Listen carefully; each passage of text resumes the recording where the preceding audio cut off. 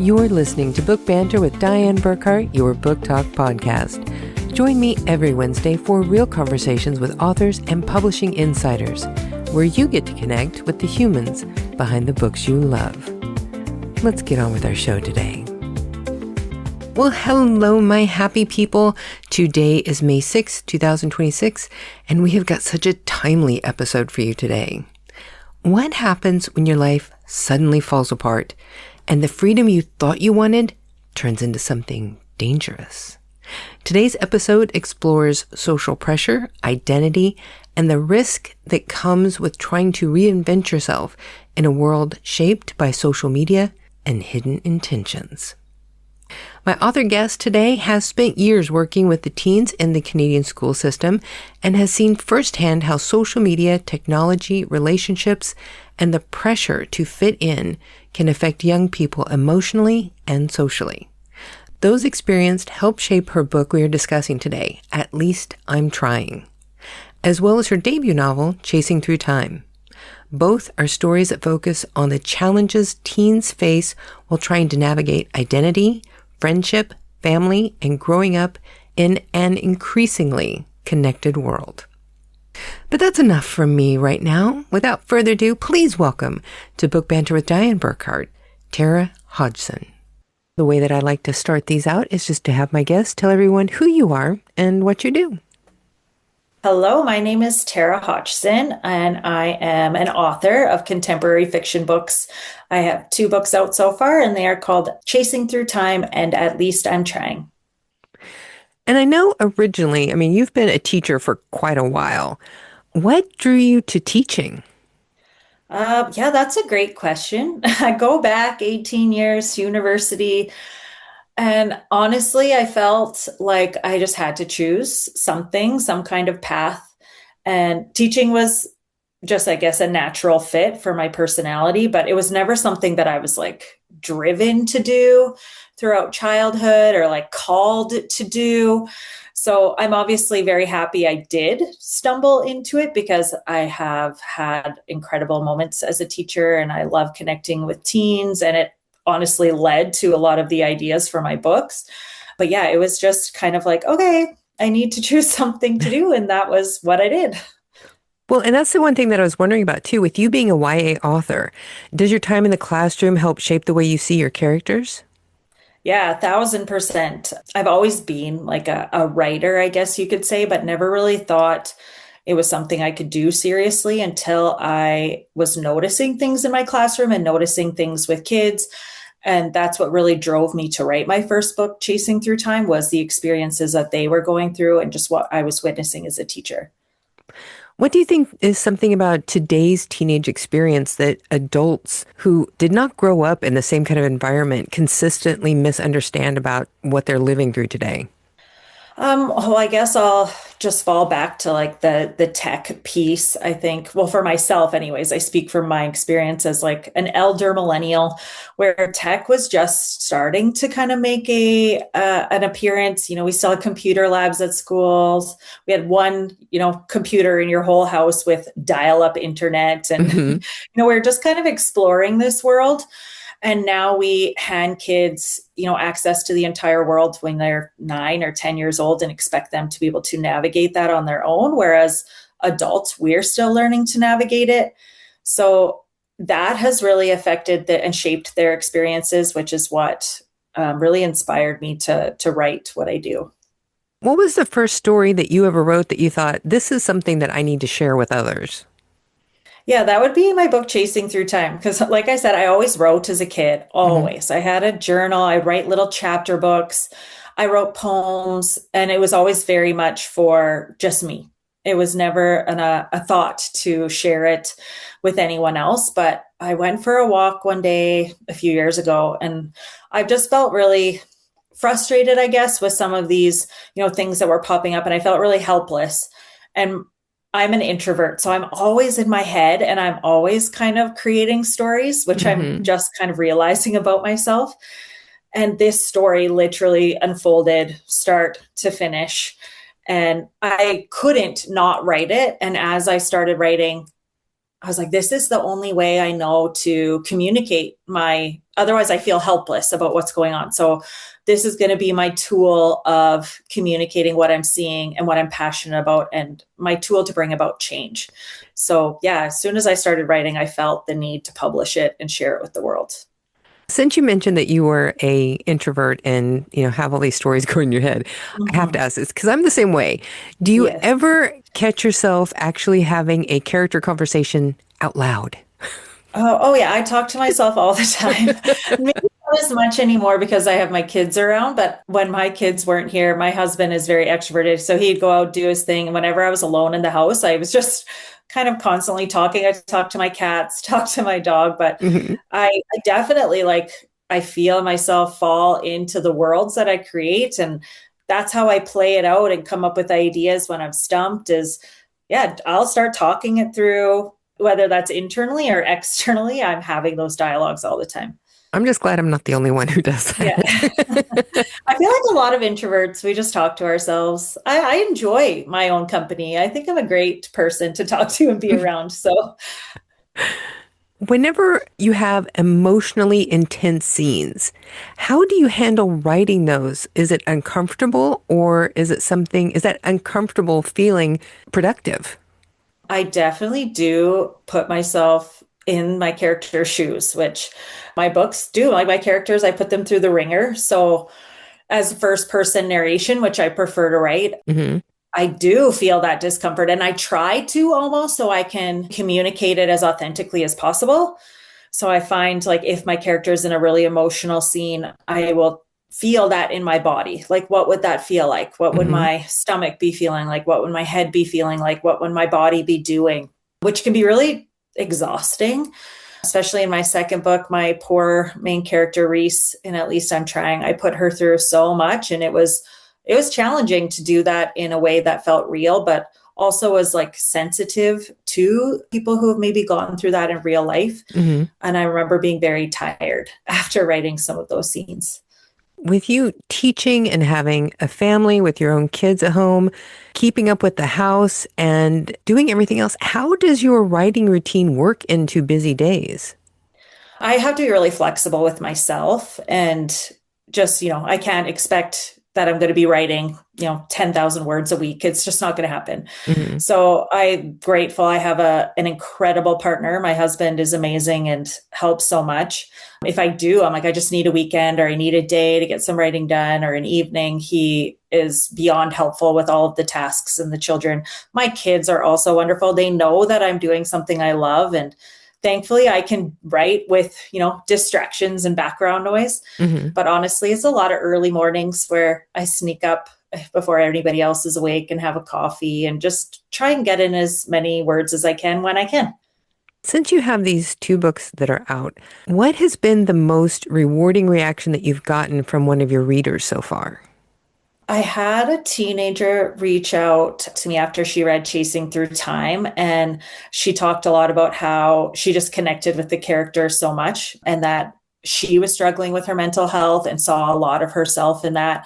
And she was able to kind of see that there was light at the end of the tunnel and that even though things seem bad at the time, there is hope that it will get better at some point. And that really hit me because yeah, that mental health piece is so important for me to represent. And I want people to connect in that way. So that made me realize that, even if I'm not a bestseller or, it's not hitting the top of the charts, the people who need to read it will find it and it's resonating with somebody.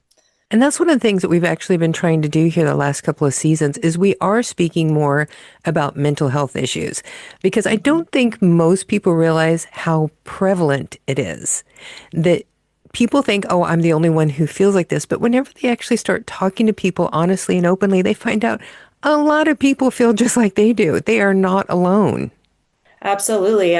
I think it's becoming more and more mainstream. And I think using fiction as a tool to bring it more mainstream is really important because I think everybody at some point is going to struggle with their mental health. Hmm. And my target audience may be teenagers, but a lot of adults have also picked it up and just remembered, those moments when they were younger and it feels all encompassing. And even if you're an adult struggling with mental health, it feels like it might not ever get better because you're kind of in these, dark moments, but it will. All of our lives are this little roller coaster, right? There's high moments, there's low moments, there's, moments where we're just, going, monotonous, everything's routine.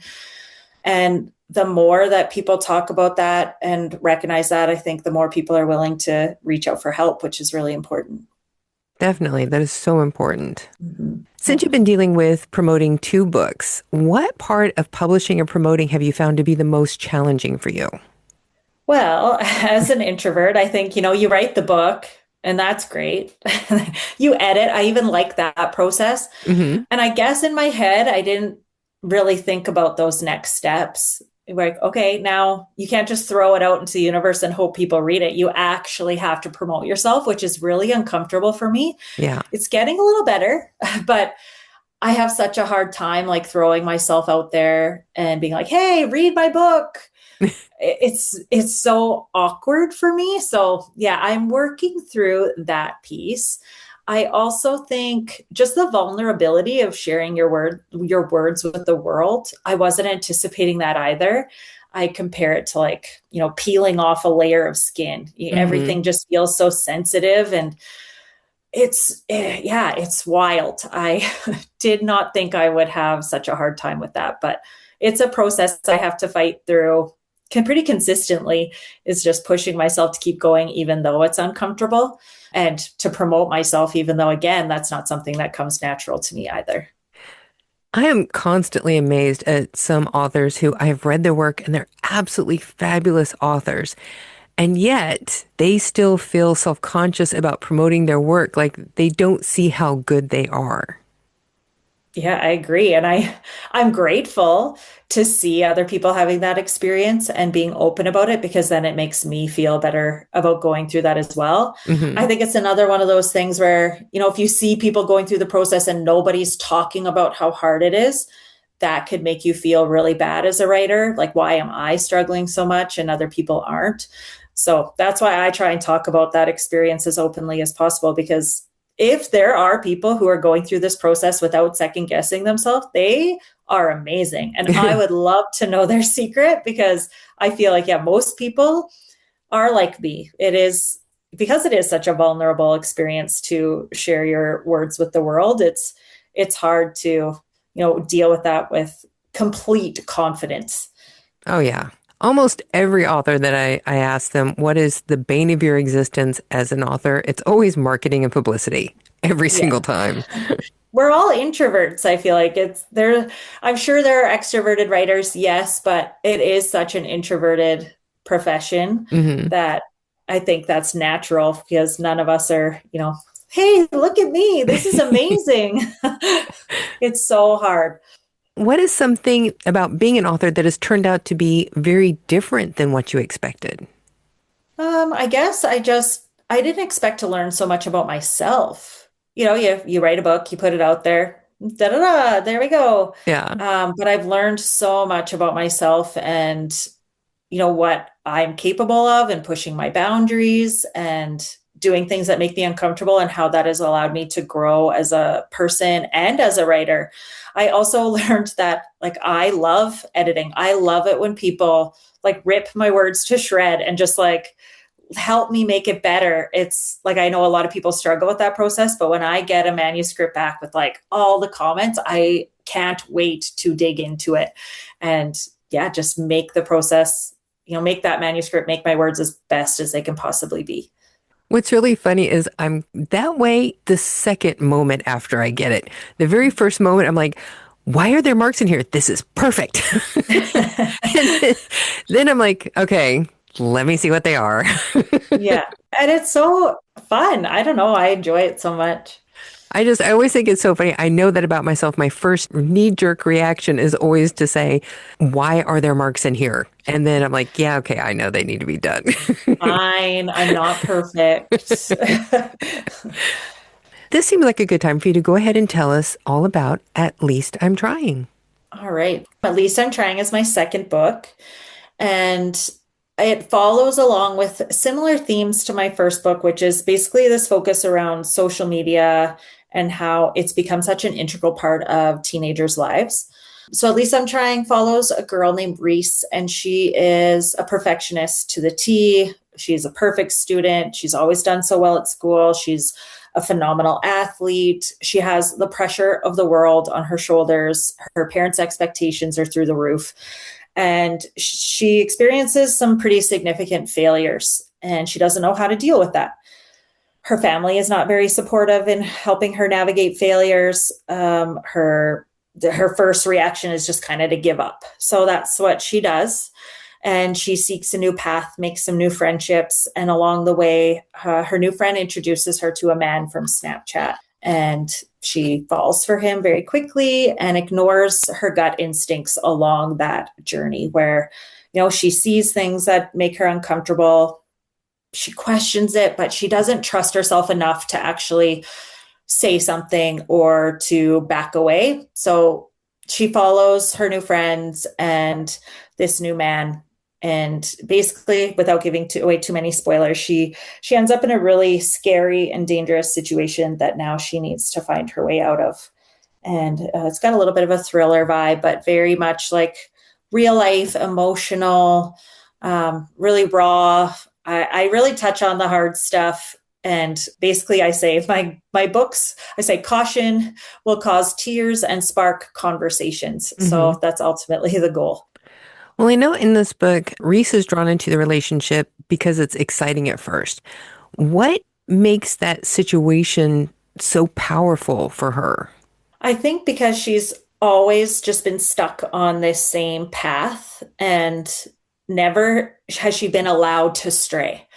So when she does start to stray, it feels kind of liberating. She feels this freedom at first that she's not stuck in this perfect box anymore. She can explore who she maybe wants to be beyond this star student, this star athlete. And that's really fun at first. It's exciting. It's a little bit dangerous, which I think is a really relatable experience for, people who have been put in these situations where they have to be this, they're expected to do that, like constantly. At some point, that path isn't going to be as appealing anymore. So yeah, that's what really leads her into that. And I know the story builds from very subtle warning signs until it gets to a real danger point. How did you decide on your pacing to give that shift the best dramatic impact? I wanted it to be as believable as possible. And I think, for most people who do end up in a relationship that is not very healthy, it is smaller little red flags at first, just small enough that you can explain it away. And then it builds and builds and builds as you become more, involved and more dedicated in that relationship. So it makes it harder and harder to leave. So I wanted to really focus on the authenticity of that. I did a lot of research on people who have, been targeted by predators and what types of vulnerabilities that those people are searching for, and made those come through in Reese. And also just showing how she does notice them. But, as a young girl, she doesn't have the confidence to listen. That gut instinct. I think a lot of girls talk it away. We don't trust it right away. And she definitely doesn't, even though it's there. That little voice in her head is there. Her stomach, she feels those knots, but she doesn't trust herself enough to follow through and turn away. One thing that I'm always really curious about, whenever somebody is working on their cover art, how does your image on your cover connect to your story? Oh, well, I have to first of all say that my graphic designer is phenomenal, because I had like a very vague idea in my mind and she just took it to a completely other level. So the cover is amazing. Yeah, it's a beautiful cover. Yeah, I was so thrilled when I saw that. The cage, so there's like a bird cage in the background. It's very subtle. And I definitely wanted a cage to represent a couple of things. Like at first, for sure, Reese feeling trapped in this identity as, being this perfect student, perfect daughter, perfect athlete, perfect everything, and how she felt really constrained by that identity.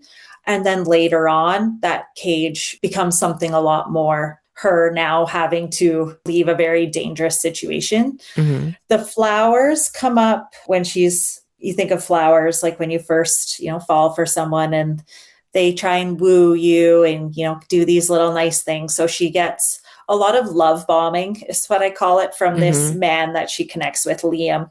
And so flowers represent that. And then the colors, I wanted them to be beautiful, but also really dark and kind of dramatic. So the purples and like the dark purples and dark pinks and the blacks. I always love hearing how people settle on cover art because that can be such a big selling point for a lot of readers. Yeah, I feel like my creativity ends with words when it comes to like art. I struggle so much. So I was very grateful to have an incredible graphic designer. Her name's Dina Ray. She works for ebook builders. And I just gave her that very vague, I want a cage on there somewhere. And I love when the reference is the title. Like I don't like people in the cover. And I just wanted really strong imagery. And she went through the book and she pulled the flowers out and just blew my mind. Have you done any presentations at schools since these are YA books?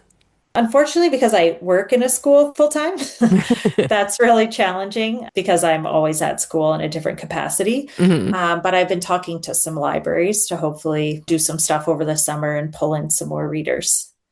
That's one thing that we've been focusing on too with a lot of people is how you actually go out and promote your work because a lot of authors get really stuck on this and they don't know some of the best avenues. So I was wondering what it is that you have planned for helping to promote this. Well, I'm grateful. I'm in Canada, so Indigo and Chapters is our main bookstore, and all of the locations around my community have been incredibly supportive. So, reaching out to bookstores has been very helpful. A lot of the indie bookstores as well loved having local authors and do events. I found a community on social media where my area, they do book fairs every few months. And I love book fairs. I think those are such a great place Oh, yeah. because, bookstores can be kind of awkward because people are going there usually with a specific book in mind. And, they see me and they're like, they like turn around and I don't want to talk to you. I'm like, it's fine. It's fine. Keep walking. You don't have to come talk to me. But when you're at a book fair, I feel like people are coming there with the intention of talking to authors and meeting new authors and finding new books. So Hmm. those have been my absolute favorite. So anybody who's just kind of getting out there, I'd say reach out to all of the indie bookstores, all of your mainstream bookstores, and look for a community on social media. And hopefully you can find one as incredible as mine that has, set book fairs basically all throughout the year. And once you get on to one, it's pretty easy to get into more. Have you tried connecting to any book clubs? I have connected with one book club. They have like a spin the wheel selection. So my book is on the roster. Hopefully they spin the wheel and get mine soon. Fingers crossed. That's a great idea. I love that Hmm. because the Yeah. the one book club I was ever in, it's like we did have a hard time picking a book. I think doing a spin the wheel thing would have been perfect. Yeah. And they've been really great at looking for local authors. So I think their whole selection for this year is all local authors. And they'll show on their Instagram page when they spin the wheel and whose book is up. So I thought that was really neat. That is a fantastic idea. They're brilliant. Mhm. Yeah. Do you have any questions or like speaking topics for people who want to read this book? There's lots of different ones, but I come back to that main theme of, how is technology or how is social media shaping the way that we live? And I really felt like this was a gap in the market because for a lot of us, our phones have become such a important part of our lives, especially teenagers. I actually say their phone is like one of the main characters of their lives. Hmm. So much of their world revolves around it. And if you are an adult with teenagers in your life or anybody who really wants insight into what things are like or likes current events, these are all things that I'm touching on. And, how does social media shape us? How does it affect mental health? How can it potentially put us in danger, if we let it go too far? Those are all conversations that can be pulled from my book for sure. When I was growing up, if somebody was going to bully you, they had to do it to your face.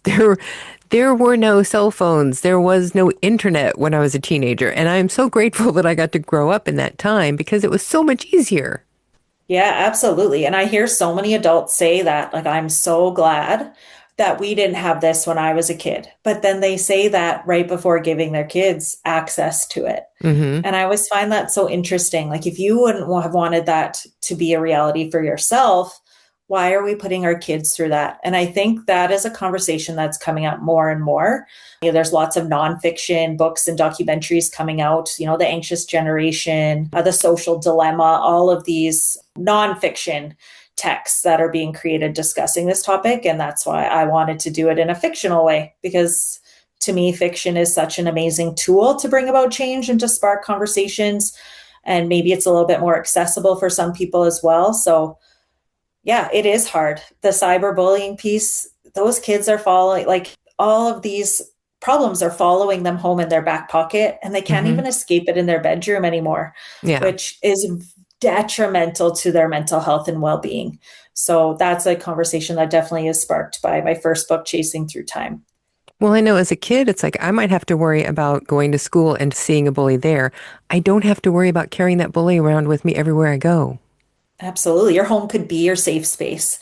You would get a reprieve from that incessant challenging, because those challenges are universal through time, right? Bullying it's not even an age thing. There are bullies as an adult, right? But we see how even adults behave on the internet when they're safe behind a screen.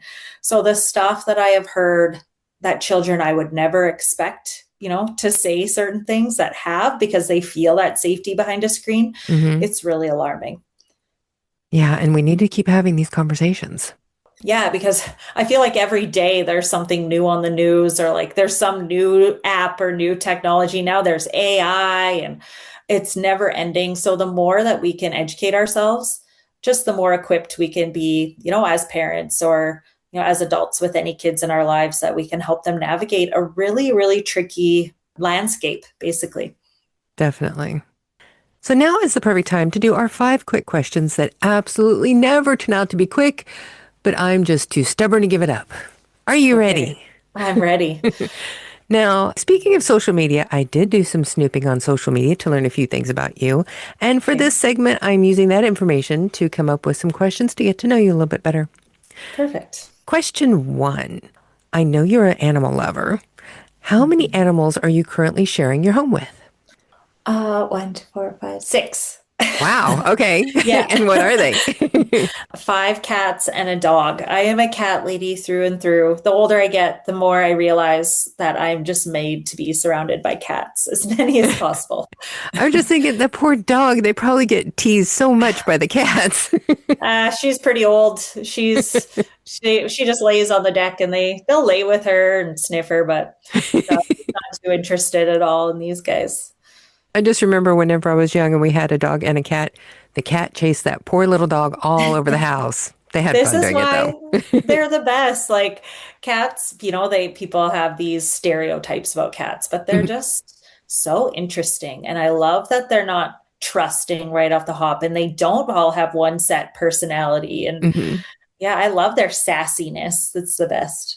And I'll admit, we've been thinking about getting a kitten for our dog because he loves cats. There are a lot of outdoor cats here in our neighborhood, and he always wants to go play with them, and they run, and he looks so sad. Aw, he's like, please. I think you should do that. I think that's a great idea. And we figured if we got it as a kitten, it could grow up with him, so it would be happy to play with him. It wouldn't think of him as anything dangerous. No, they would love each other so much. So question 2. I know you like to go camping. Where is your favorite place to go? And you don't have to be specific, but just like a general region. I live in Alberta, Canada, and I live like north of Edmonton. So there's a campsite about 45 minutes from my house, and it's one of the only spring-fed lakes in Alberta, because our lakes can get really gross. They get pretty green in the summer, lots of algae. So this, because it's spring-fed, never does. And I love the water. So we go there, probably 6 or more times in a camping season. And I love it so much. It's close to home. I can drive home and check on my cats if I have to, and then come back and we just hang out on the boat. And it's my favorite time. I can't wait. Okay, now I do have to ask though, whenever you go camping, is it like a tent or a camper, or how camping do you actually go?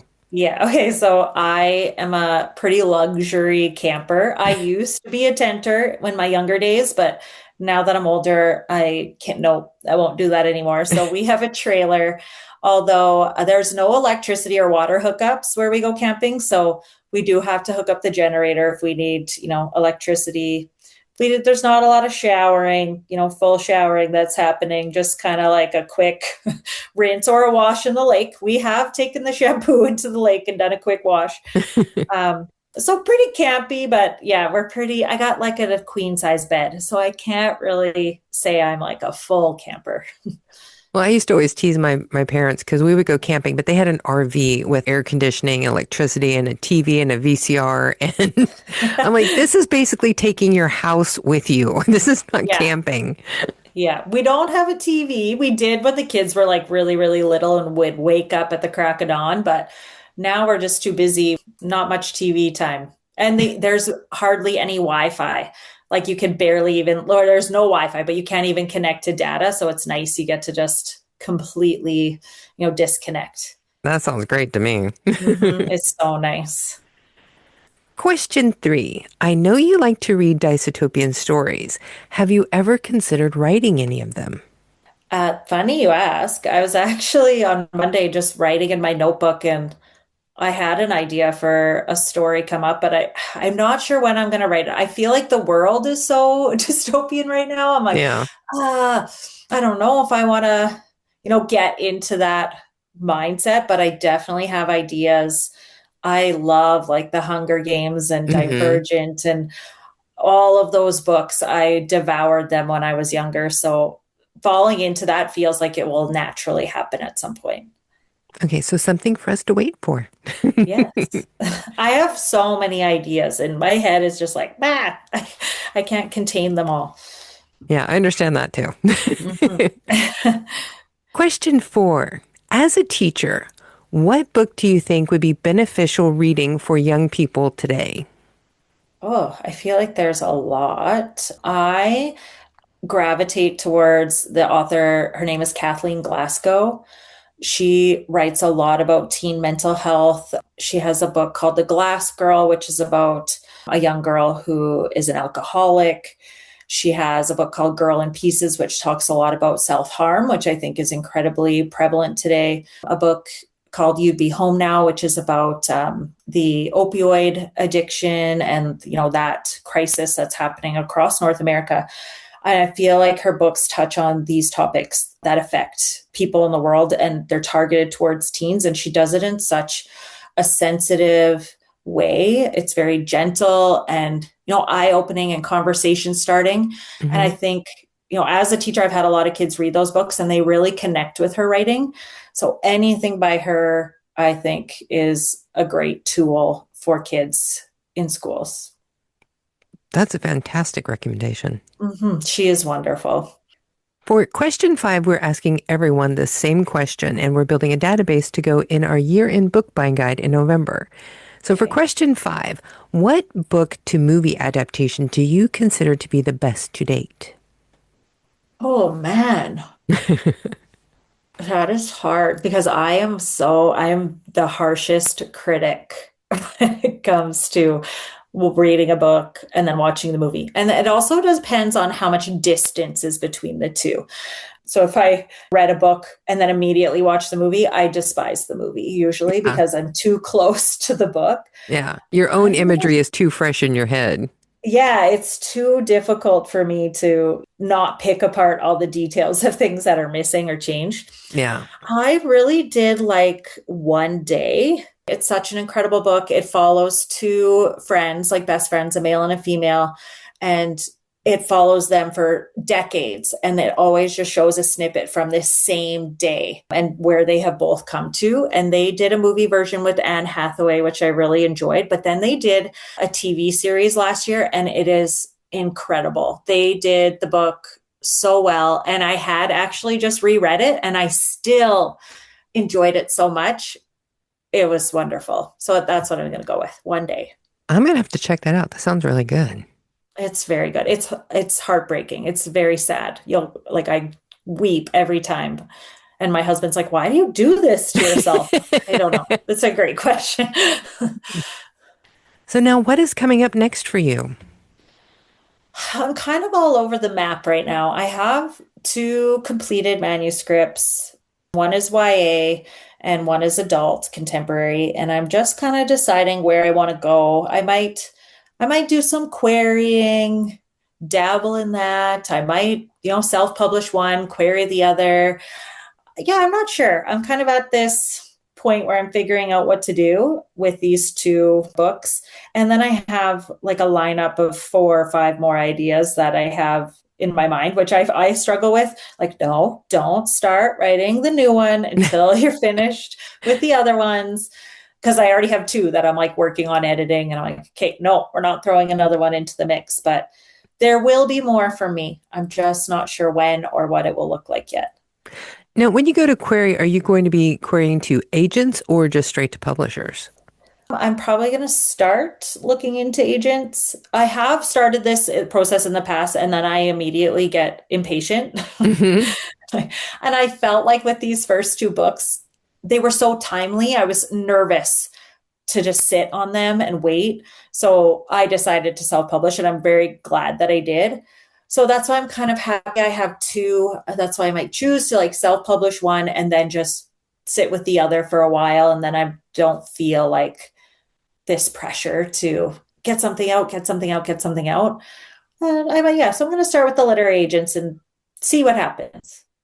That's one of the things that I really love about doing this podcast because I don't think a lot of readers and even new authors understand how long that process can actually take.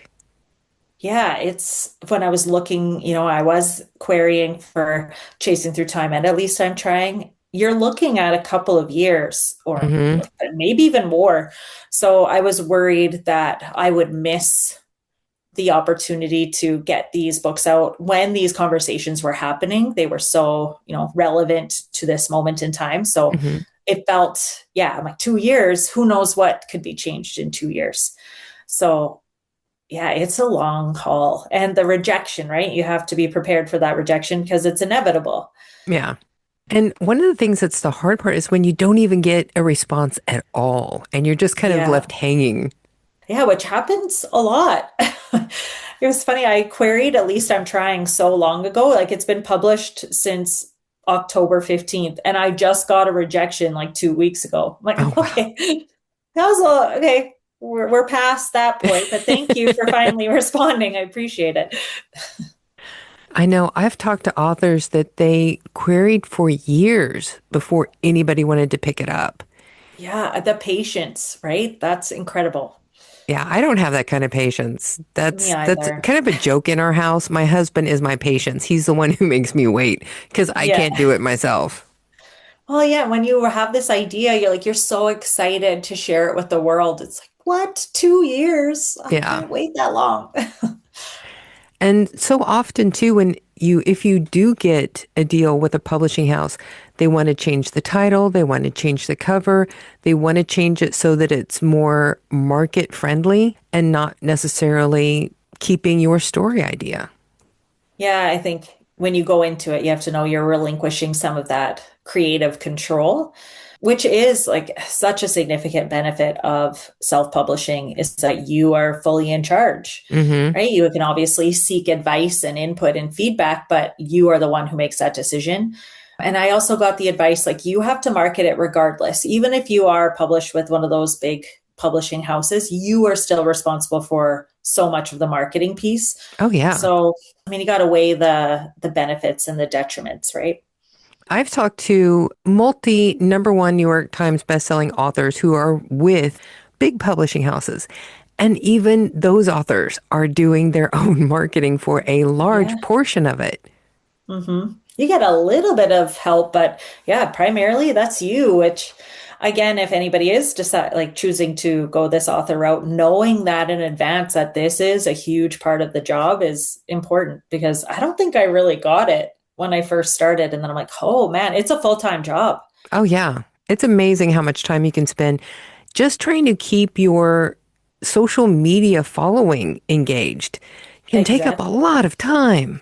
Yeah. And then sometimes I feel like that cuts into my actual writing and creativity time because once I'm done doing all of that, I'm like, I don't have time to write now. Hmm. It's a lot. Yeah. And I did make the mistake early on where I was trying to be on every social media Oh yeah. platform possible. And I did no writing. Yeah. And And then you burn out, right? oh, so fast. Just trying to keep Hmm. up with that. And I'm like, okay, we're going to pick four Yeah. and Well, just that's deal good for with you. four. Like four is a lot. I do Instagram and then I just cross post to Facebook. And then I'll sometimes pop onto threads, but not very often. See, well, that's the one thing. Three of them are like Facebook, Instagram, and Threads because you can post across the board on all of them so Yes. easy. So it's like one posting and you're done. Yeah. Are you on TikTok? I am. It's for the podcast. Oh, okay. And do you find that is a good tool? Because that's one I've like, should I, shouldn't I? I go back and forth. Now that I'm actively working to grow my following on there. I haven't really been that much engaged in TikTok, but I've been growing my following and I'm starting to see my engagement on my videos growing as well. So I'm getting to the point where it's starting to be beneficial, but it's taken a while to curate the platform. Yeah, and figuring out the algorithm and all of the things, right? Yeah, I mean, it's been a serious dedicated service trying to get it going on TikTok. Good to know. I don't think I have the energy right now. So you definitely have to spend time engaging on there. And if you don't, it doesn't connect you to the people that you want to go to. Yeah. So now remind everybody who you are and where they can find you online and buy your books. So I am Tara Hodgson. I am primarily on Instagram and Facebook at Tara Hodgson Author. I also like to preface, the irony of me promoting myself on social media since I write books that very much talk about how I don't like social media. So I Yeah. always recognize this is very ironic. I am aware, but I'm stuck. I have to do this. So at Tara Hodgson Author, and my books are on Amazon, Barnes and Noble. Because are you in the States, correct? No, I am Oh, American, but I live in Germany. oh, that's so cool. Yeah, so Amazon all over the world, Yeah. and Barnes and Noble in the United States, and Indigo and Chapters in Canada. And of course, all of the information will be in the description of today's podcast with links so that people can just click and go and find your work. And you will also be featured in our year-end book buying guide that we publish in November. Oh, very cool. Thank you. This has been really great. I was looking forward to this. After reading your books, I'm like, oh my God, this is so timely and important. Yes, thank you. I appreciate it. So, well, hopefully, whenever you get your next book coming out, you'll come back. Absolutely. I would love that. So there you have it, folks. My conversation with the amazing Tara Hodgson. If today's discussion sparked your interest, make sure to check out both At Least I'm Trying and her debut novel, Chasing Through Time. Tara's stories tackle some very real issues facing teens today, and her approach to those topics is born from years spent working directly with young people in the classroom. Be sure to follow her on social media to keep up with her upcoming projects, because I have a feeling we're going to be seeing a lot more of her in the future. Now, next week, we're shifting from young adult suspense into the world of international thriller fiction with author Joe Battaglia and his novel Beneath the Rings. This book is set during the 2040 Summer Olympics in Doha. The story follows veteran journalist Nova Mendelsohn as a global celebration spirals into international crisis and a race to uncover the truth before events turn catastrophic. If you like international intrigue, you will not want to miss this conversation. Now for some updates from here at Burkhart Books and Book Banter Productions. I have already started working on this year's Book Banter magazine's buying guide that we publish in November for holiday shopping. I'm still in just the initial layouts, and the magazine is already sitting at more than 150 pages. Book Banter magazine covers all of the authors featured throughout our current season. We're also planning on some special editions this year. We're going to be focusing on our trip to the 2026 Frankfurter Book Messe, which we'll be attending again this year. Coming up in some upcoming episodes, we hope to introduce listeners to some of the vendors and publishing professionals we will be speaking with during this year's event. We hope to connect with a mix of vendors to bring back information from this year's Book Mesa to be useful for authors, readers, and anyone interested in the publishing industry. We are also considering a short feature with a few highlights for people who might want to attend the Frankfurter Book Mesa in the future. We hope to include travel considerations, places to stay, good restaurants, and some practical things to keep in mind when planning your trip to the Frankfurter Book Mesa. One feature I can guarantee that will be in this year's Book Banter magazine is a special feature on author Sheila Lowe. She is not only a wonderful fiction author who has been on our podcast before, but she is also a certified forensic document examiner and the current president of the American Handwriting Analysis Foundation. Sheila will be joining us during our summer read suggestion episodes in June to discuss her latest Claudia Rose novel, The Lies Between the Lines. During our conversation in her interview, we got to revisit something that happened after her last appearance on this podcast, when she conducted a handwriting analysis comparison of samples of my handwriting from before and after my brain surgeries. The results were honestly fascinating and a little unnerving at how accurate they were. But we get into this a little bit in her interview that is going to be coming up here on June 17th. But a full feature on that analysis will be included in this year's Book Banter magazine. If you've ever wondered how people do forensic handwriting analysis, this will be something you do not want to miss. But I think that is enough for today, folks. So you know what time it is. It's time for you all to go forth and be really happy that so many great things are coming this season. Thank you for joining us today. Be sure to subscribe to Book Banter with Diane Burkhart on your favorite podcast streaming service. Because if you love books like we do, you do not want to miss a single episode of this podcast.